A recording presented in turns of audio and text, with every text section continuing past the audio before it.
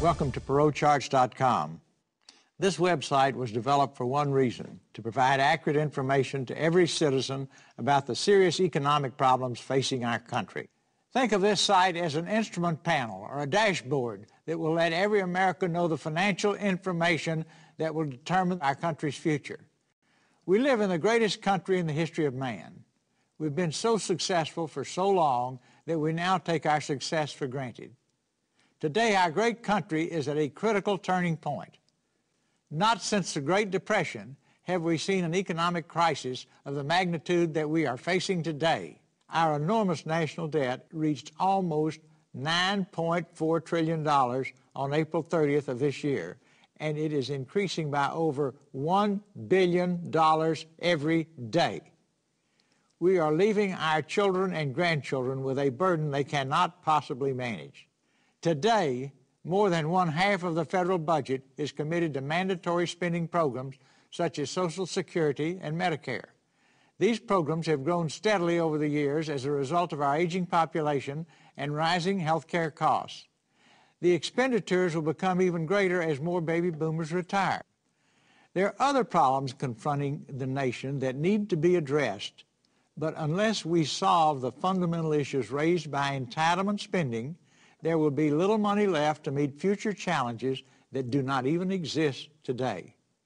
The good news is that Americans are resilient and resourceful and have always responded unselfishly in a crisis. We have established this site for one reason: to give every citizen access to this information. So what can you do? If you're convinced we need action, please contact your congressmen and senators in Washington and urge them to become actively involved. Also sign up on our website for updates and new information. Thank you for visiting PerotCharts.com. We encourage your comments about the charts. Any suggestions for improving the site are welcome. Please let us know if you believe that any of these numbers are not correct and provide us with your sources. Also let us know if you feel we have not included numbers or information on other matters that are important. Hardworking, tough people created our country. They came to America to be free and to practice the religion of their choice. The Pioneer's Creed sums it up: the cowards never started, the weak died on the way, and only the strong survived. We must be as courageous and committed as they were. It is our responsibility to pass along a better, stronger country to our children, and we must start immediately. To quote Winston Churchill, we need action this day.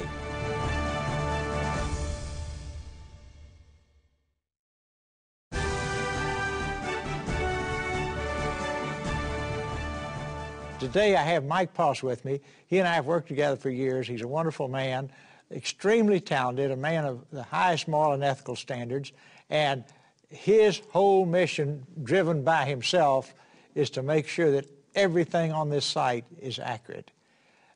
Mike has done wonderful work on this site, and I couldn't be more proud of him, but I want to make sure you understand who deserves the full credit for everything you get to look at, study, and analyze. It's my privilege to introduce Mike Poss. Thank you for the kind words, Ross, and thank you for the opportunity to develop this website, as well as making available resources to make it happen. Now, you've used some large numbers in your presentation, billions of dollars and trillions of dollars. I was wondering if you might have some examples to put these numbers into perspective for us. Well, I hope this will work. Using $9.4 trillion, that's our national debt. If Congress put $1 a second into a special account, it would take over 297,000 years to have enough money to pay off the debt. Now, let's assume that Congress is going to load dollar bills onto boxcars to pay off the debt. The length of the train pulling these boxcars with $9.4 trillion would be almost 1,400 miles long. Now, if you could take the dollar bills end on end from the Earth to the moon and back, it would take just over 1,900 round trips to pay off the debt. I hope that gives you a good example of just how big the debt is. Now, I know you've spoken many times in the past about your love for this country and the principles on which it was founded. I was wondering if you had 3 wishes for the American public today, what would they be? If I had one, it would be a strong, moral, ethical base where people keep their commitments, do what they say they will do. That's what we had when I grew up in the Depression.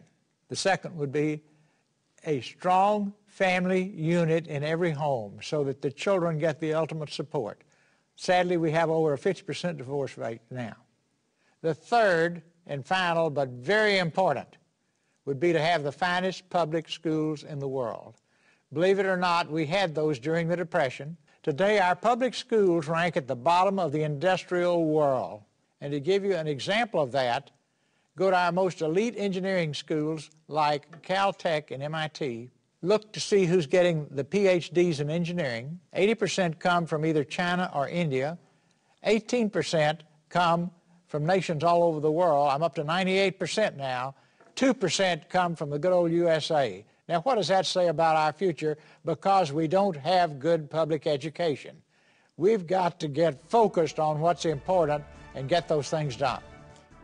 Ross, you've hit upon many challenges facing our country, and this website was built to continue that dialogue. Thank you very much for having me on. Well, my privilege, and thank you and your team for the wonderful job you've done in creating this site for the American people. Thank you.